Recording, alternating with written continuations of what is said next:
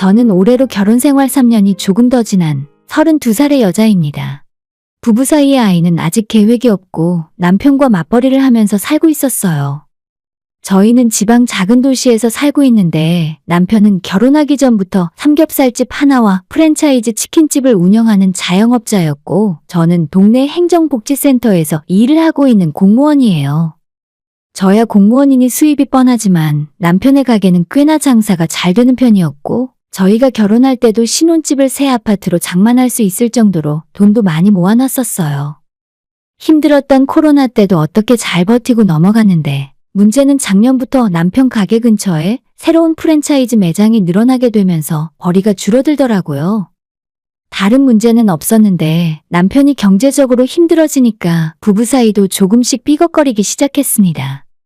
치킨집은 바로 근처에 경쟁 매장이 생겼지만 배달 위주로 돌아가다 보니 그럭저럭 버틸 수 있었는데 삼겹살집은 정말 답이 없더라고요.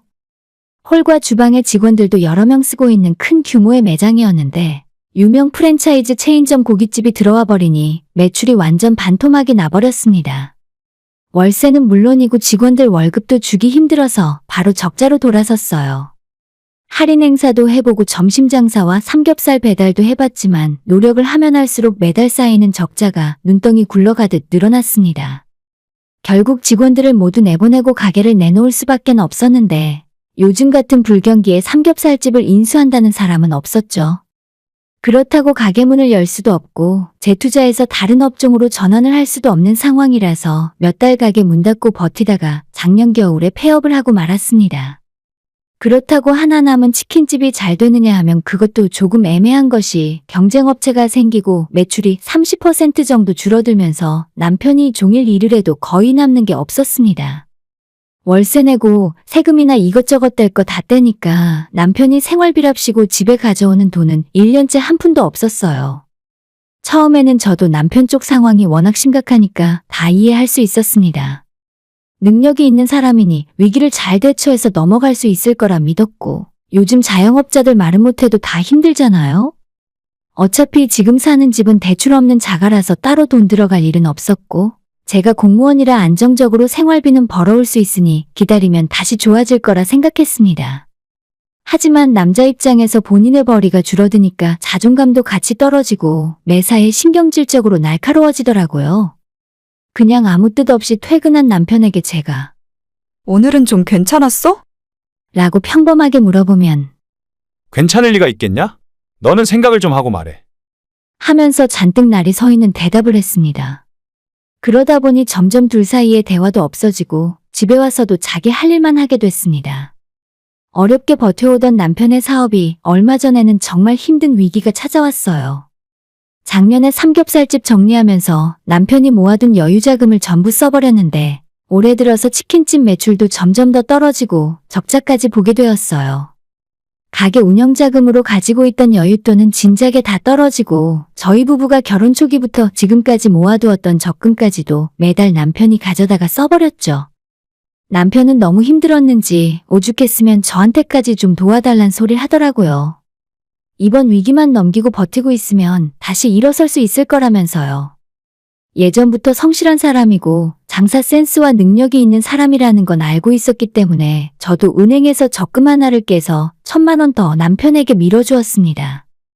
예전부터 찾아오던 단골들도 많이 있었고 결국 시간이 지나면 회복할 것 같았거든요.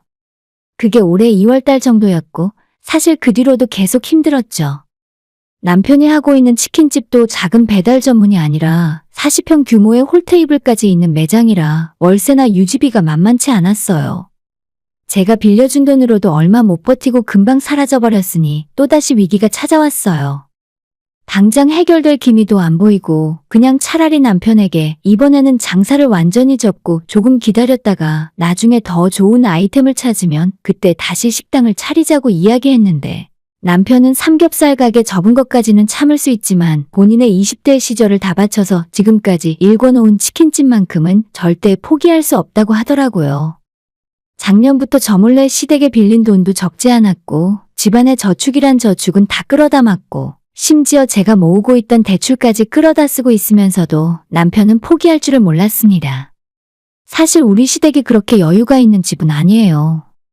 아버님, 어머님도 예전부터 시장에서 장사를 하면서 사셨고 큰돈을 벌진 않았지만 남한테 아쉬운 소리 안 할 정도는 되었는데 하나뿐인 자식이 힘들어지니 기둥뿌리까지 뽑아서 지원을 해주시더라고요.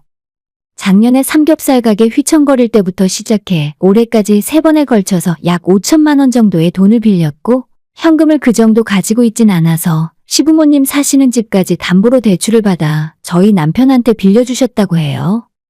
그런 상황이니 이제는 더 이상 시댁에서도 해줄 돈이 없었겠죠?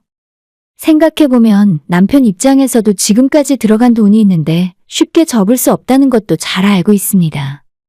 신혼 초에 2가게가 문제없이 잘 돌아갈 때는 남편 수입이 한 달에 1,500만 원에서 2천만 원은 우습게 벌어왔었거든요. 그렇게 번 돈으로 집대출도 일찍 다 갚아버렸고 억대가 넘는 외제차도 리스로 1년마다 바꿔가며 타고 다녔습니다. 하지만 과거에 아무리 잘 나갔으면 뭐랍니까? 지금은 완전 애물단지나 마찬가지라서 리스로 타던 차는 엄청 손해보고 전부 반납해버렸고 넓은 매장홀에 손님 하나 없는 모습을 볼 때마다 제 억장이 다 무너지는 심정이었어요. 매달 적자가 수백만 원씩 우습게 나는 상황에서 어떻게 계속 좋은 날이 올 거라고 버틸 수 있겠습니까?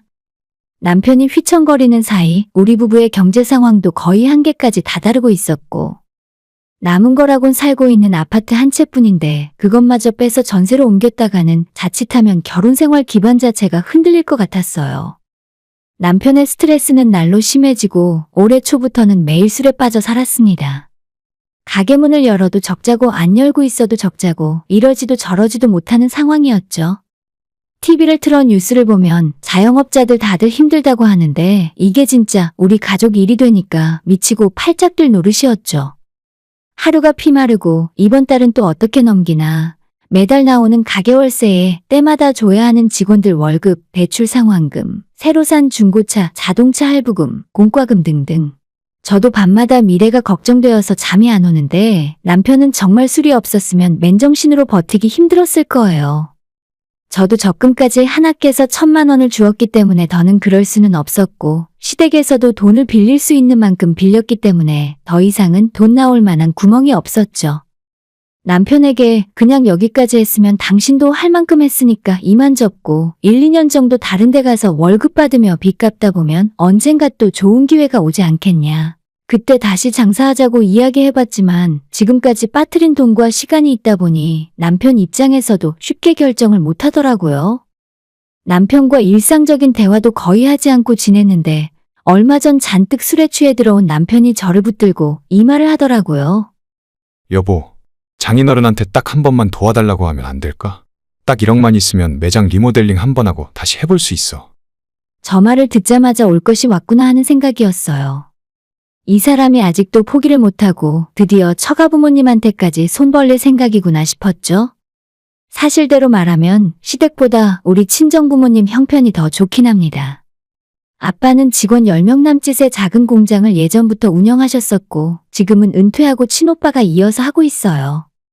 올해로 아빠 나이가 70이 넘어서 더 이상 일은 안 하시고 엄마랑 시골에 전원주택 짓고 여유롭게 사시거든요. 월세를 받고 있는 오피스텔을 2개 갖고 있고 다른 재산도 좀 있어서 노후 준비가 다 되어 있긴 하지만 우리 부모님이라고 주머니에 1, 2억 들고 계신 건 아닙니다. 사실 조금 더 정확하게 이야기하면 제가 결혼하겠다고 남편 데리고 우리 집에 처음 인사드리러 갔을 때 아빠는 남편을 조금 못마땅하게 생각하셨어요. 남편이 하는 자영업이 지금은 돈을 잘 벌지만 언제든 휘청거릴 수 있다고 불안해하셨고 차라리 저보고 비슷한 공무원 같은 안정적인 직업의 남자를 만나라고 하셨거든요. 그렇다고 결혼을 계속 반대하거나 그런 건 아니었고 저한테 몇 번 다시 생각해보라고 말씀하신 뒤에 제가 끝까지 이 결혼하겠다고 고집부렸더니 뜻을 굽히시더라고요. 남편도 저를 고생 안 시키고 호강시켜주겠다고 아빠를 설득해서 결국엔 큰 반대 없이 결혼까지 할 수 있었습니다. 아까도 이야기했지만 남편이 결혼할 때 집을 해오기로 했기 때문에 저희 부모님이 혼수를 풀옵션으로 싹 다 맞춰주셨어요. 덕분에 저는 결혼 전에 모았던 돈을 그대로 적금 넣을 수 있었죠. 아빠가 남편 첫 인상을 마음에 들어하진 않았지만 사실 하나뿐인 딸을 시집 보내면서 해주실 건 다 해주신 상황이에요. 저도 결혼하면서 저희 부모님에게 큰 도움까지 받아서 시작했는데 앞으로는 더 이상 부모님에게 손 벌리고 싶은 생각 없습니다. 우리 오빠야 아빠가 하던 사업 물려받아서 하고 있으니까 공장 물려받고 결혼할 때 아빠가 집을 해줬지만 그래도 괜찮다고 생각하고 있어요.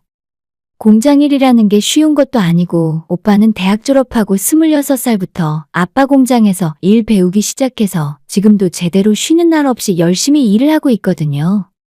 반면에 저는 부모님 덕분에 편하게 공부했고 제가 하고 싶은 공무원 하면서 큰 걱정 없이 어쩌면 편하게 살고 있어요. 결혼할 때 오빠랑 제게 해주신 것이 조금 차이 나더라도 그건 당연하다고 생각해요. 남편이 작년에 삼겹살집 폐업하기 직전 가장 힘들었을 때 우리 부모님에게 마지막으로 돈을 빌려달라고 한 적이 있었어요. 저는 아빠 성격을 잘 알고 있고 제 부모님이 노후 준비 정도는 되어 있다지만 엄청 부자는 아니라서 남편에게 빌려줄 돈이 없을 거라 생각해서 반대했거든요. 남편은 그래도 포기 안 하고 양주까지 한 병 사들고 친정부모님 사시는 시골 전원주택에 가서 돈을 빌려달라고 했었습니다. 우리 엄마는 말을 아끼셨고 아빠는 차라리 아니다 싶으면 빨리 접는 게 낫다고 하셨죠.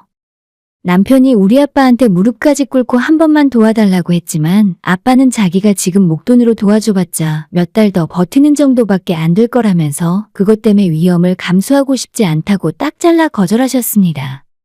사실 옆에서 보는 제 입장에선 아빠 말이 다 맞았어요. 그때 아빠가 3천만 원이건 5천만 원이건 빌려줬더라도 어차피 가게 문을 제대로 못 열고 직원들까지 내보낸 상황인데 어떻게 버틸 수 있었겠어요? 이미 남편은 본인 스스로 돈 빌릴 수 있는 건 다 빌린 상태였고 매달 대출금 갚는 것만 해도 힘들어하는 상황이었는데 거기에 친정부모님이 새로 돈을 빌려줘봤자 다시 돌려받는 것도 힘들었겠죠. 아빠는 남편에게 더 빚이 늘어나기 전에 지금 빨리 가게 접고 당분간 상황 좋아질 때까지 공장 출근해서 오빠 밑에서 일하며 빚 갚아나가다가 나중에 기회 봐서 다시 하라고 말씀하셨고 그 말에 남편은 아빠한테 화를 내며 자리를 박차고 나왔어요. 저한테 월급으로 얼마 주실 수 있는데요? 고작 푼돈 벌라고 하실 거라면 더 이상 저도 할 말 없습니다. 그리고 다음날 시댁으로 남편 혼자 갔다 오더니 어떻게 마련했는지 며칠 후에 시부모님이 마지막으로 몇 천만 원을 남편에게 빌려주었다고 알고 있어요. 당연히 그 돈으로도 폐업은 막을 수 없었고 이제는 그때의 시부모님이 빌려주셨던 돈에 제 돈까지 1,000만 원을 빌려줬지만 다 까먹고 오늘 내일 하는 상황이죠. 작년에도 아빠가 안 빌려준 돈을 올해라고 빌려주겠습니까? 남편에게 이제 장사 그만하고 처음부터 다시 시작해보자고 이야기했지만 제 말을 들어먹지 않았어요. 술 취해 밤새 울고불고 제게 매달리고 딱 한 번만 장인어른께 다시 부탁을 해보자고 저를 졸라댔죠. 어쩔 수 없이 또 다음 날에 남편 데리고 시골 친정집으로 내려가서 작년에 했던 것과 똑같이 아빠한테 돈 빌려달라고 이야기했습니다. 아빠는 예전 90년대 IMF 시기 때부터 최근 얼마 전까지 공장을 직접 운영해 오면서 본인만의 확실한 사업 감각이 있으신 분이에요. 저희 아빠가 보는 눈이 틀렸다면 지금까지 아빠 회사가 버티고 살아남을 수 없었겠죠. 제가 봐도 남편의 현재 상태가 답이 안 나오는 상황인데 우리 아빠가 봤을 때라고 별 달랐겠습니까? 당연히 절대 못 빌려준다고 단칼에 거절하셨고 지금 자네한테 돈 빌려주면 돈도 잃고 사위도 잃는다고 안 된다 하셨어요. 남편은 크게 낙담하더니 집에 돌아오는 내내 제게 말 한마디 걸지 않더군요. 더 이상 돈 나올 구멍도 없어졌고 이제 남은 건 남편 가게 문 닫는 일뿐인데 마음이 답답하고 눈앞이 캄캄한 상황이긴 해도 우리 부부 둘이서 맞벌이하면서 빚 갚다 보면 언젠간 다시 좋은 기회가 찾아올 거라고 남편을 위로했지만 제 말에 대답도 하지 않았습니다. 친정집에 다녀온 뒤에 2주도 안 지나서 남편은 남은 치킨집마저 폐업을 하기로 결정했고 상심이 컸던지 매일같이 술만 먹었어요. 그러던 어느 날 퇴근하고 돌아왔는데 남편이 대낮부터 술을 잔뜩 마시고는 제게 술주정을 부리기 시작했습니다. 생각 좀 해봐. 너도 장인어른 자식인데. 왜 너네 오빠한테만 다 해주고 너한테는 아무것도 안 해주시냐? 회사도 형님 거, 집도 형님 거, 전부 다 형님한테만 주시고. 장인어른도 진짜 너무 차별하시는 거 아니냐? 저는 남편에게 그게 무슨 소리냐고, 오빠는 예전부터 하고 싶은 거 못하고 본인 놀고 싶은 것도 못 놀고 20대 때부터 아빠가 하는 일 물려받으려고 고생했는데 그건 당연히 오빠가 받는 게 맞다고 이야기했지만 남편에게는 제 말이 들리지 않더라고요. 사실 공장에서 매출이 어떻고 순익이 어떻고를 떠나서 재산으로만 보면 분명히 엄청 큰 재산이 맞죠. 30여 년 전 아빠가 처음 공장 차렸을 때는 시외곽에 아무것도 없는 허허벌판에 공장을 지었는데 지금은 주변으로 다른 공장들도 많이 들어왔고 나름대로 개발이 되어서 땅값이 많이 올랐어요. 다른 거 다 떠나서 땅값만으로 봐도 큰돈이고 결혼할 때 오빠한테 집을 사준 것도 어떻게 보면 큰 혜택이죠. 하지만 재산을 떠나서 좋은 대학까지 나온 우리 오빠는 한치의 망설임도 없이 자기가 공장을 물려받겠다고 이야기했습니다. 본인 하고 싶은 것도 있을 텐데 서울에서 대학 나온 오빠가 20대 중반 나이에 이 작은 동네 공장으로 돌아와서 매일 아침 직원들이랑 똑같이 출근하고 기계 만지는 것부터 다시 배웠어요. 저는 그런 오빠의 결정이 굉장히 대단하다고 생각하고 돈을 떠나서 가업을 물려받는 거잖아요.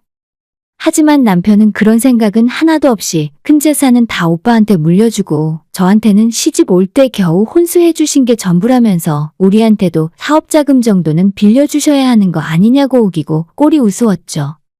말도 안 통하는 술 취한 사람 붙들고 한참 말싸움하고 있었는데 결국 나중엔 감정적으로 하면 안 되는 말까지 제게 하더라고요. 너네 아빠가 해준 게 뭐가 있어? 집에 돈이 없는 것도 아니고 왜 안 빌려주시는 거야? 다른 자식 아니야? 우리 엄마는 집담보로 대출까지 받아서 돈 빌려줬는데 앞으로 나는 장인어른 얼굴도 안 볼 거야. 저는 이 남자가 이렇게 찌질한 사람인 줄은 정말 몰랐어요. 애초에 우리 친정에 돈이 좀 있어 보여서 나랑 결혼한 건가 그런 생각까지 들게 만들더라고요. 친정 부모님이 먹고 사는데 큰 문제는 없다지만 현금으로 수억 수천을 쌓아놓고 사는 집이 세상에 어디 있습니까? 진짜 잘 사는 부자들은 집안 비밀금고에 수억 원씩 쌓아두고 산다지만 우리 친정집은 그 정도로 부자도 아니에요. 아빠가 갑자기 남편에게 돈을 빌려주려면 당장 현금은 없을 테니 뭔가 담보를 잡혀서 대출을 받아서 해줘야 할 텐데 요즘 상황 봐서는 저희한테 빌려준 돈 받기도 힘들어 보이잖아요? 애초에 돈을 안 빌려줘서 망할 가게라면 진작 망했어야 하는 것이 맞기도 하고요. 남편이랑 밤늦게까지 싸워봐야 아무런 결론도 나지 않고 서로 마음만 상하고 말았습니다. 그 뒤로도 마음이 단단히 상했는지 저를 보고도 못 본 척하고 말도 걸지 않았습니다. 무슨 남자가 저러나 싶어서 저도 먼저 다가가지 않았고 결국 지난달 남편의 치킨집마저 문을 닫고 폐업하게 되었습니다. 권리금이고 뭐고 하나도 못 받고 정리했기 때문에 빚이 꽤 많이 남았지만 제 돈은 나중에 받는다 치고 시댁에 진 빚은 천천히 갚아도 된다고 생각하면 남편 명의로 받은 대출만 일단 갚다 보면 어떻게든 해결해 나갈 수 있겠더라고요. 남편이 다시 직장 구해서 일을 하면 못할 것도 없는데 일자리 구할 생각은 안 하고 혼자 집에서 술만 마시면서 시간을 낭비했어요. 정말 돈 벌기를 원한다면 우리 오빠 공장에서 일을 시작해도 되고 자기가 잘하는 일인 주방에 들어가서 당분간 일을 해도 월급을 많이 받을 수 있을 텐데 세상 다 끝난 사람처럼 저러고 있으니까 걱정되는 마음도 있고 너무 한심하다는 생각까지 들었습니다. 술 마시는 것만 해도 보기 싫어 죽겠는데 취하면 사업이 망한 것을 자꾸 장인어른 탓을 해요.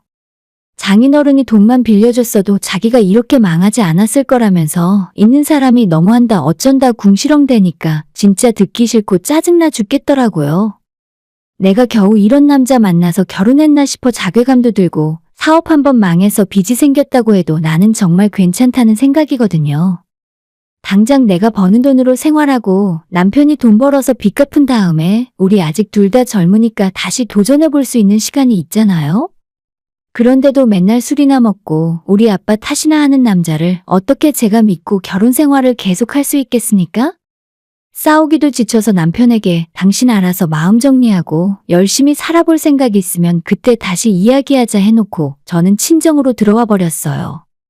아빠는 자기가 처음부터 그 자식이 그럴 줄 알았다고 자기가 돈 빌려줘봐야 어차피 망하는 건 시간 문제라서 빌려준 돈 다 까먹고 또다시 빌려달라고 찾아왔을 거라고 하시는데 그 말을 들으면서 아니라고 반박할 수 없었습니다. 그렇게 남편과 별거 아닌 별거를 하고 친정 들어와서 살고 있었는데 지난주에 시모에게서 전화가 걸려왔어요. 남편한테 무슨 일이라도 났나 싶어 전화를 받아보니 잔뜩 화가 난 시어머니가 소리를 질렀습니다. 너는 네 서방 내버려두고 어딜 가서 뭐 하고 있는 거야? 요즘도 일은 안 하고 맨날 술만 마시는 자기 아들을 보고 답답한 마음에 저한테 전화해서 잔소리를 하신 거예요. 그 사람이 술 마시는 건 본인 선택이고 저는 분명 일자리 구해서 다시 시작하자고 이야기했는데 제가 뭘 잘못했다고 욕을 먹어야 하는 건지 모르겠습니다. 너는 한 번 장사 망했다고? 이제 남편도 버리는 거냐? 너나 너네 애비나 진짜 독한 사람들이다. 내가 보아하니 너희 부모님들도 아들만 위할 줄 알지. 딸은 찬밥 취급하는 집구석인 것 같은데 너도 괜히 그 집에서 헛물 켜지 말고 네 서방이나 챙겨. 저는 매일 술만 먹는 남편이 정신을 차렸으면 하는 마음에서 집을 나와 있던 건데 무슨 말을 저렇게 하시는지. 친정 부모님이 돈을 안 빌려주면 부모 자식 인연이라도 끊어야 하나요? 어머님 전화 끊고 일을 하면서 어찌나 열이 받던지 밖에 나가서 소리라도 지르고 싶은 걸 간신히 참고 퇴근 시간까지 일을 다 마쳤습니다.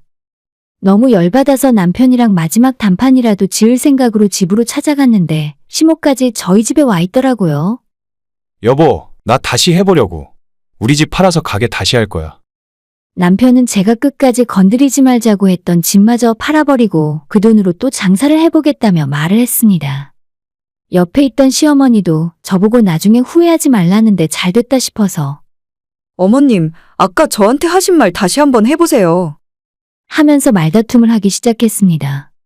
지금까지는 참고 살았는데 이젠 도저히 이 집안 며느리로 못 살겠더라고요. 제가 어머님이랑 소리 지르고 싸우자 남편은 자기 엄마 편을 들면서 너가 뭘 잘했다고 우리 엄마한테 큰 소리야. 남편 힘들 때 해준 게 뭐가 있냐?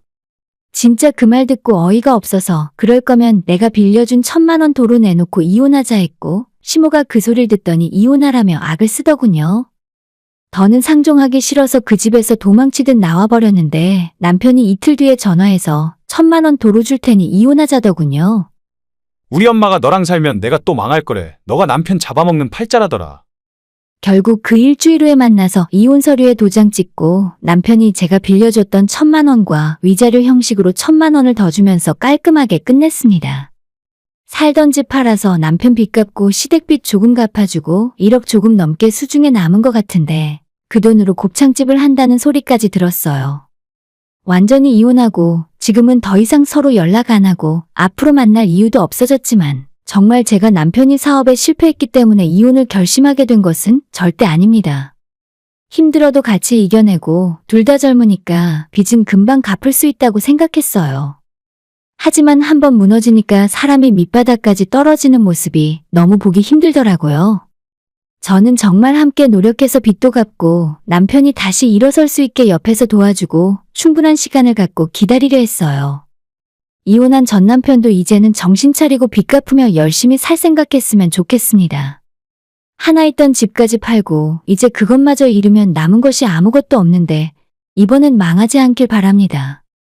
남편이랑 이혼하고 지금은 직장 근처에 혼자 작은 아파트 구해서 살고 있는데 솔직히 결혼 생활할 때보다 아무런 걱정도 없고 편하게 살고 있어요. 왜 그런 사람이랑 같이 빚 갚으며 힘들게 살려고 했는지 제가 바보 같았네요. 덕분에 정신 차리고 이혼하도록 마음먹게 해준 시모한테 고맙게 생각하고 있습니다.